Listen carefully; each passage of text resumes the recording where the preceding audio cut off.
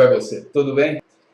Estar conectado é muito importante nos dias de hoje. É tão importante que a geração que já nasceu conectada não consegue imaginar o mundo desconectado. Mas antigamente, acredite, a gente chegava num lugar, na casa de alguém, por exemplo, onde a gente nunca havia estado antes, e a pergunta era: tem Wi-Fi? Hoje, a pergunta é: qual é a senha? Não se cogita um local sem ter acesso à rede. Estar conectado significa interagir.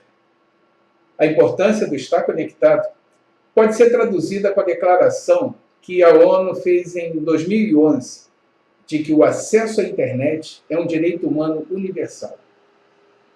Então, estar conectado é importante, e no Dom mostramos que ainda mais importante é estar conectado e interagindo consigo mesmo. E isto é feito como?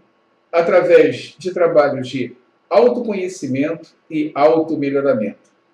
A pessoa constata, entre outras coisas, que as respostas mais importantes de suas vidas não são encontradas em nenhum site de buscas. E as pessoas estão cada vez mais se distanciando de buscar as suas respostas dentro de si mesmas. E para compensar isso, é que no Dom desenvolvemos a habilidade de praticar reflexões produtivas. Não somente para buscar as nossas respostas, mas como também para ampliar a nossa percepção de realidade. Chegamos em algumas constatações transformadoras, como, por exemplo, que muito mais coisas do que pensávamos antes dependem somente de cada um de nós. Um exemplo? Vivemos no mesmo planeta, mas em mundos diferentes. E o que determina o mundo em que estamos vivendo são as escolhas que fazemos. Escolhas e consequências. As escolhas que fizemos ou deixamos de fazer no passado, ou ainda, as escolhas que outras pessoas fizeram por nós por causa da nossa omissão, é que determinaram em que mundo nós estamos vivendo hoje. Eu tenho dificuldade em concordar com aquelas pessoas que vivem repetindo em determinados momentos da vida: olha o que a vida fez comigo. Para mudar cenários, a pessoa tem que estar sempre se perguntando uma outra coisa: o que é que eu tenho feito com a minha vida? Escolhas e consequências. Guarde essa relação e você poderá ver as coisas à sua volta de uma maneira bem diferente. Perceber através de uma perspectiva de mudança que está sempre a seu alcance, a partir do momento que você assume essa responsabilidade de fazer melhores escolhas para a sua vida. E isso depende, sim, somente de você. Vou dar um exemplo para ilustrar o que eu estou dizendo. Quem está conectado sabe muito bem que hoje a pessoa, na maioria das vezes, é admitida numa organização pela sua capacidade, pela capacidade que tem, e é dispensada pelo comportamento.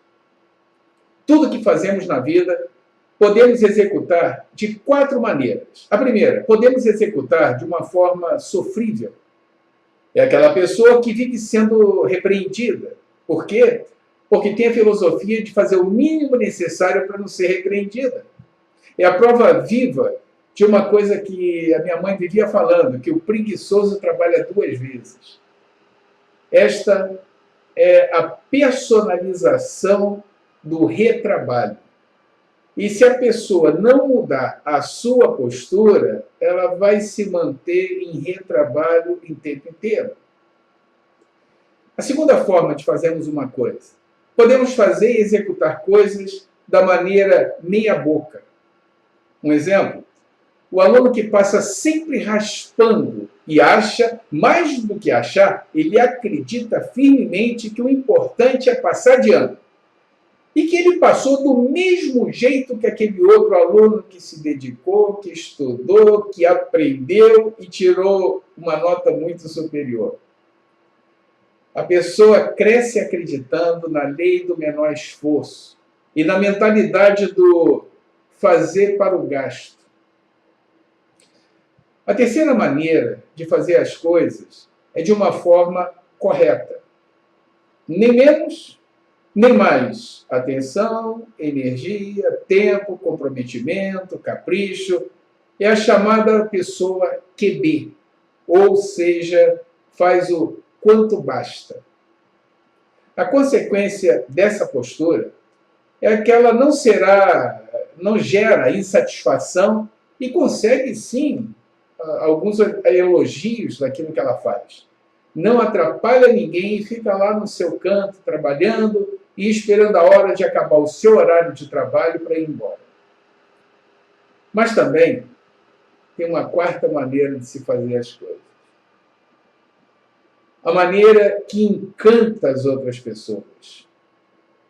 Quando a gente vê alguém fazendo algo com excelência, é outro departamento, não é mesmo? Excelência é dar sempre o seu melhor em tudo que faz. Excelência é estar sempre fazendo o seu melhor, cada vez melhor. Excelência é nunca repetir os mesmos erros. Excelência é dar algo a mais do que se propôs a fazer. Certa vez perguntaram a uma pessoa muito bem-sucedida em diversas áreas: qual a razão do seu sucesso? Em tudo que o senhor coloca a mão, o senhor se destaca, o senhor é bem-sucedido? E ele respondeu: olha, eu não nasci em berço de ouro, minha vida sempre foi de muita superação, meu QI é considerado normal, não é nada acima nem abaixo das outras pessoas, mas eu faço uma coisa que normalmente eu não vejo as outras pessoas fazerem. Mas o que é que o senhor faz e não vê as outras pessoas fazendo? Que coisa é esta? Quando eu me proponho a fazer algo, eu faço o que tem que ser feito e pelo menos 10% a mais. Esses 10% a mais sempre desequilibrou a meu favor. Quando você fala em 10% a mais com o profissional sofrível, sabe o que ele diz? Nem pensar, chance zero.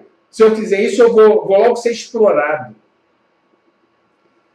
Quando você fala em 10% a mais com o profissional meia boca, primeira coisa que ele pergunta: vou ganhar mais? Vou ganhar aumento? Eu não sou pago para fazer isso. Quando você fala em 10% a mais com o profissional QB, faz o quanto basta, alguns dizem assim: eu não preciso fazer isso para ser um bom profissional. E ele está certo, está certo. Não precisa fazer mesmo isso para ser um bom profissional. Está igual a milhares de outros bons profissionais que estão disputando uma vaga no mercado para desempenhar a sua atividade. O profissional que vive a excelência na sua vida já percebeu que ele não trabalha para nenhuma empresa. Ele trabalha para o seu crescimento, para o seu aperfeiçoamento, porque é assim que ele agrega valor ao seu desempenho. A empresa dá as condições e as oportunidades, mas o desenvolvimento é dele. E quem vive a excelência na sua vida, normalmente é chamado, sabe de quê? De sortudo, por causa das consequências dessa postura. Se você tiver que contratar um desses tipos de profissionais para um serviço qualquer, como você chamaria? O sofrível? O profissional meia-boca? O QB? Ou aquele que pratica a excelência?